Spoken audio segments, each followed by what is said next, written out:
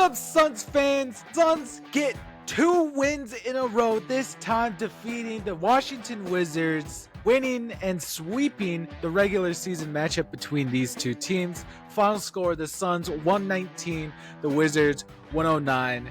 We're back with such a good game. There's just more of the same here. This game. I don't have much to say about this game other than it was such a great all-around win for this team. I mean, say what you want about the Suns getting another close victory. I mean, we still won by 10 at the end of the day. The Suns came out pretty dominant for tonight, and then they copped the ball in the second half. I really liked what I saw from the Suns during that first half. Now, there was a lot of stuff that happened that first half. First of all, it should come no surprise that the Suns should have beaten the Wizards, and we still did at the end of the day. So that's the baseline for the Phoenix Suns. But going beyond that, and just the things I saw improved in the Phoenix Suns here today. First of all, the ball was kind of hot and cold tonight. It was very streaky, but that was not the case in the first quarter, as the Suns came out hot for the first time in a while from three. For a second there, during the first quarter, we had a 17-2 run where the Suns were going 5 of 5 from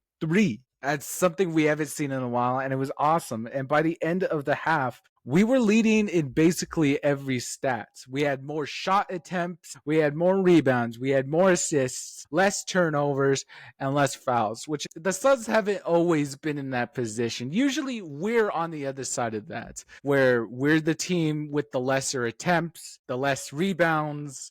We usually have more assists. We usually have the more turnovers, but this game, we were playing the one that were ahead in all of those stats going into the halftime. And I really love seeing the Suns come together. They're finding something good against this team, as by halftime, they had a 15-point lead individually. Unfortunately, if you did not catch it, in the first 2 minutes, Suns rookie Ryan Dunn, he got injured during the first 2 minutes of this game.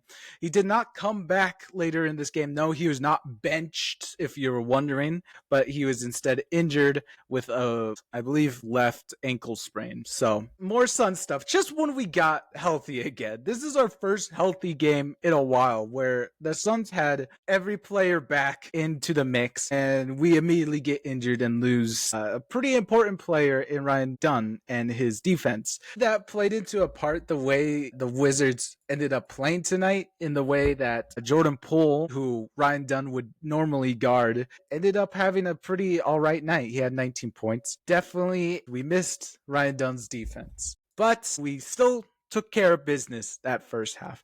Now, the second half gets a little more tricky. The third quarter was good, as we see individually the explosion of, I'm just going to talk about him now. That was Nick Richards. Now, this is Nick Richards' fourth game as a Phoenix Sun. We acquired him during the road trip. So this is his first game in the Valley officially. And what a home game debut it was. Nick Richards, who ended the night with 20 points and 19 rebounds, almost the 2020, and is quite frankly the story for tonight, as he was desperately trying to chase that 20th rebound in the fourth quarter there. Unfortunately, you saw it in little moments between teammates where a stray ball did get loose and Booker rebounded. He said sorry to Nick Richards.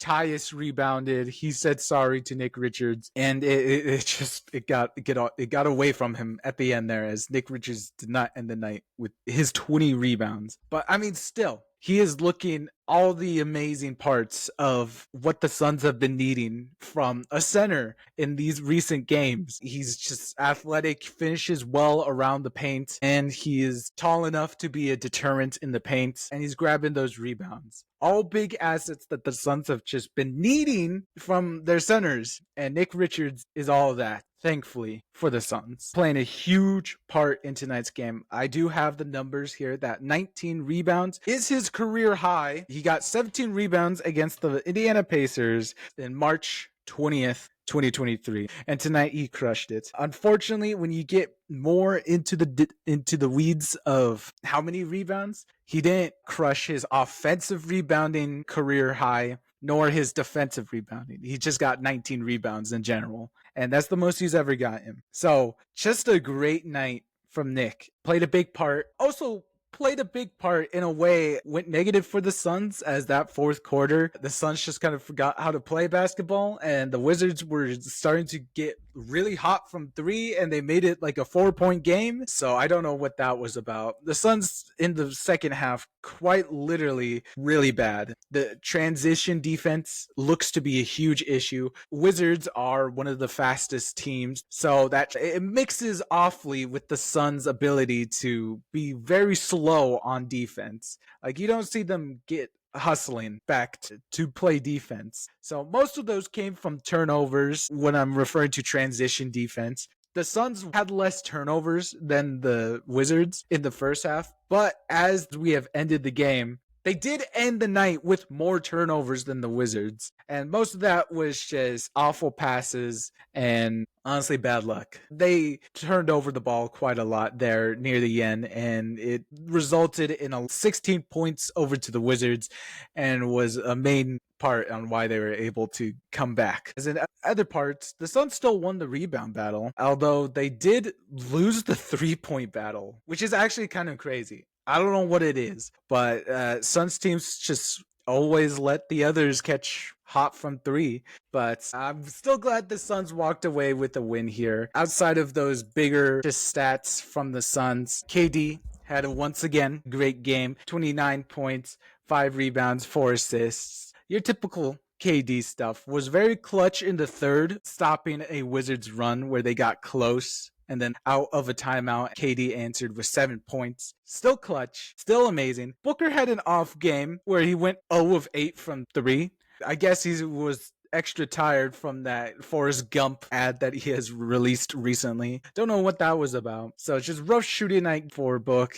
18 points for him. So a good night from our starting lineup. And we had some great help off of the bench. I'm wearing Bradley Beal, mostly because Bradley Beal had a good game off of the bench. He is tonight's bench scoring leader, 20 points, 3 rebounds, 4 assists, and is probably the main person off of the bench, main guy off the bench that contributed the biggest tonight for the Suns. So, yeah, there's really no one else I would like to mention here. So, they kept it tight today on the Suns lineup. And even better news. Now, here's what the news I am most hype about. Yes, the Suns have had a lot of trade rumors recently, and we're still waiting on that. It just feels like every day I've been wanting to wake up to trade news, but that has yet to happen for the Suns. But here's some good news for you. With the Suns win tonight, we have won 2 in a row, and we are now not only 2 games above 500, but because of the Sacramento Kings loss tonight in New York, the Suns have moved up from the 10th seed to the 8th seed.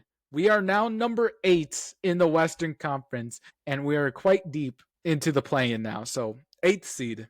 The Suns have moved up quite a lot. And if you haven't seen the Suns' upcoming game schedule, this is going to be very important if the Suns want to continue to hold on to this spot. As literally next game, let's talk about next game for a second. Next game is on January 27th, or Monday for everyone. That will be another home game against the LA Clippers. The Clippers are above the Phoenix Suns. They're at the 6th seed. That is a must win for the Suns if they want to continue moving up the West. It's been a tough year with a lot of teams keeping it close, but this looks like a moment for the Suns to finally be able to seal their spots in the playoffs. Maybe we haven't been in like the top 6 seeds since maybe November, I think, is when it all started going downhill. So that Clippers game will be huge for the Suns. Also, funny enough, the 7th seed, the spot splitting us and the Clippers, is the Minnesota Timberwolves. And after the LA game, our next game, we'll be facing them. So it's LA and Minnesota.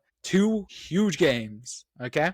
And then it goes even further after that because we also have Golden State, who just lost tonight. Another must win. And then Portland twice. And this schedule just keeps getting crazy because after those Portland games, you have a bunch of games against the big guys in the West, like OKC, Houston, Memphis, and Denver.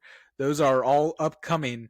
So this is quite literally a big time for the Suns season, okay? Keep that in the mind going forward, fellow Suns fans. It is make or break time for the Phoenix Suns, all right? Scary times. I've said a lot about this Suns team and where it needs to be, but let's just all be Suns fans for this one moment and root on our team, okay? So those will be huge games coming later this month. But for now, we're collecting these 1 win at a day times, keeping the Suns competitive in the West when everyone else is being hit hard by pretty tough games. So that is it. I've already mentioned next Suns game time, which is Monday, January 27th. We will see you then. That's all I have for you tonight, all right? Enjoy your Suns win. Enjoy your Nick Richards highlights. And have a good one out there. I will see you next time. All right? Enjoy yourself, guys, and I'll see you later.